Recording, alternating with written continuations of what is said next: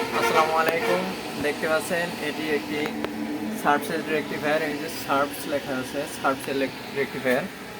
তো এটা অনেক সময় আমরা কনফিগার করতে জানি না, বা বিটিএস এর জন্য যারা কাজ করে তারা কিছু কিছু জায়গায় আটকে যায়, বিশেষ করে পাসওয়ার্ড। তো আমি যে এইগুলো আজকে একটু দেখাচ্ছি শর্টকাট। এখানে আমাদের এই যে দেখতে পাচ্ছেন ইন্টার বাটনে প্রেস করতে হবে। ডাবল প্রেস করার পরে এখান থেকে আপ বা ডাউন বাটন প্রেস করে এখানে সেটিংস বাটনে যেতে হবে। দেখতে পাচ্ছেন এখানে সেটিংস লেখা আছে।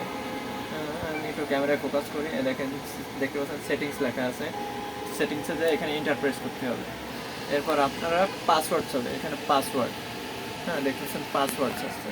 তো এখানে আমার একবার ইন্টার প্রেস করে এরপর আপ বাটন দুইবার প্রেস করলে তিনবার প্রেস করতে হবে, তাহলে এখানে 2 আসবে।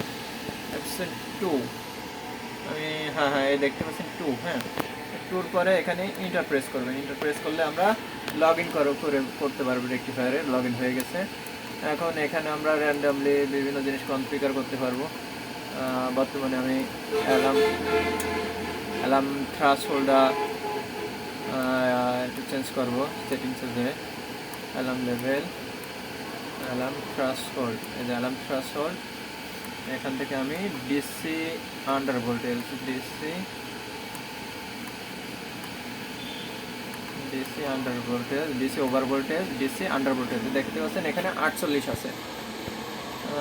48 আছে, এটাকে আমি এখন 50 প্লাস করে দিব। 50 প্লাস করে দিব।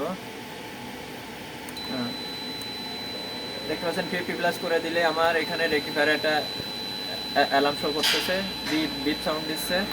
অপোজিটে আমি যদি এখানে দেখি যে দেখেন আমার এখানে লো ভোল্টেজ অ্যালার্মটা চলে আসছে, লো ভোল্টেজ অ্যালার্ম। তো এইভাবেই মূলত কনফিগারগুলো করা হয়। তো অনেকে হয়তো বা জানেন না, তো এটার শর্ট ভিডিও করে রাখলাম, এটা পরবর্তীতে আপনাদের কাজে আসবে। আমি আবার এটাকে 48 ভোল্টেজে রেখে দিচ্ছি, 48.0।